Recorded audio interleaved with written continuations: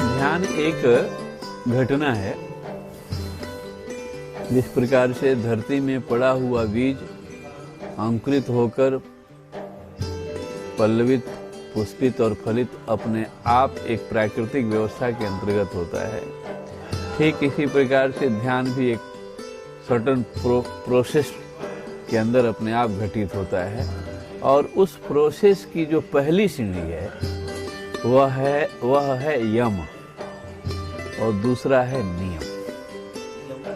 यम है व्यक्ति मानसिक रूप से 5 व्यवस्थाओं को विचार पूर्वक स्वीकार करे। अहिंसा, सत्य, स्तेय, अपरिग्रह और ब्रह्मचर्य। इन 5 मूल्यों को वह जीवन में प्रैक्टिकल बना ले, अहिंसक हो जाए, सत्यनिष्ठ हो जाए, अपरिग्रही हो जाए।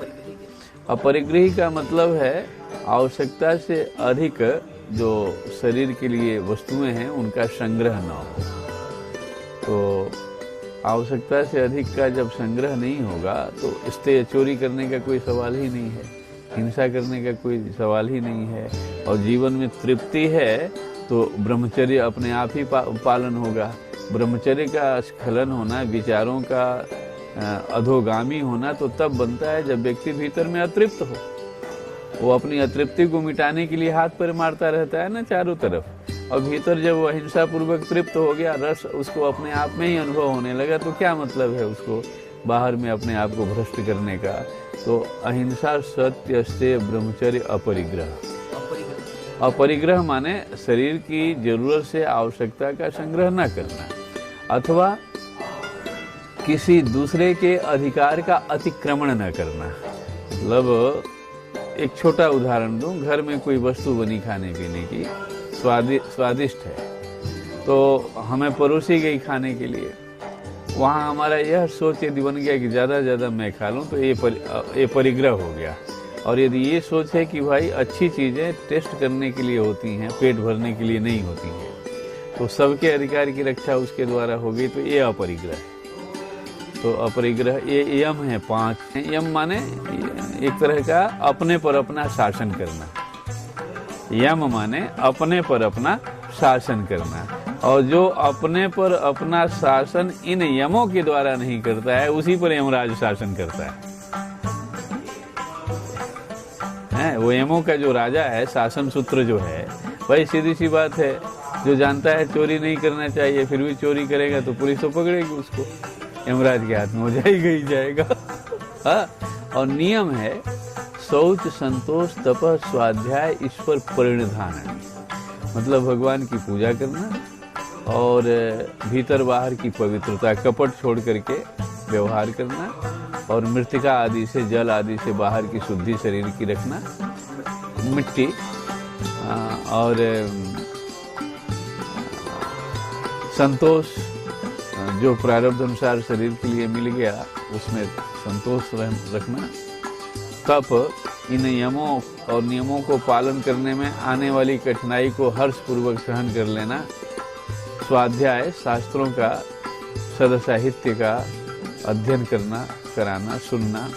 और ईश्वर प्रेम, भगवान के प्रति समर्पण, आस्था, श्रद्धा, विश्वास पूर्वक। ये 5 जो हैं नियम हैं। तो यम और नियम जब होते हैं तो उस व्यक्ति का प्राण सध जाता है। मतलब श्वास जहाँ से आना चाहिए वहीं से आएगी, जहाँ जाना चाहिए वहीं जाएगी। प्राणायाम का एक प्रोसेस अपने आप में वो क्रिएट हो जाता है, उसे करना नहीं पड़ता है। और प्राणायाम के बाद उसका मन जो है और एकाग्र होता है। प्राणायाम के बाद वो प्रत्याहार और धारणा।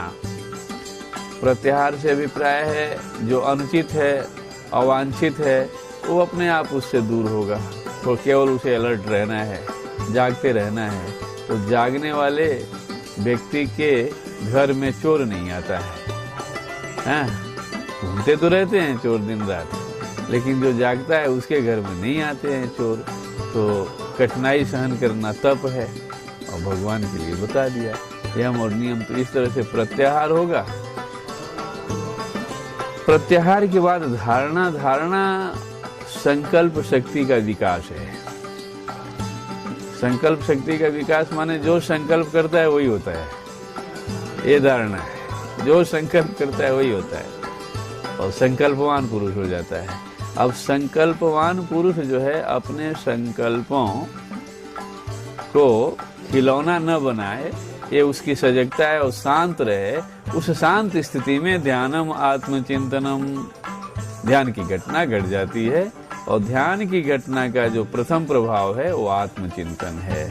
मतलब मैं कौन हूँ, ये जवाब उसको मिलता है ध्यान में। और ध्यान में जब उसको ये जवाब मिल जाता है मैं कौन हूँ, तो उसके जीवन में समाधान हो जाता है।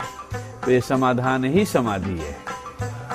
साधु सहज समाधि भली, कबीर ने जो कहा, उठत बैठत सोवत जागत कबहू न टूटे, साधु सहज समाधि भली।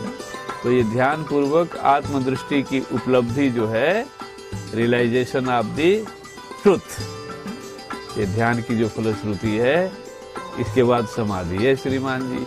और जो ध्यान करने और कराने के नाम पर आडंबर करते हैं ना, ये सब बनिए, जिसको उन लोगों ने बिजनेस बना लिया। कहाँ जा रहे हो भाई? ध्यान शिविर में जा रहे हैं, गधा कहेंगे, ध्यान शिविर में जा रहे हैं। जो शुरू की चीज है, बुनियाद है ही नहीं, भवन कहाँ से खड़ा कर लोगे भाई? हैं?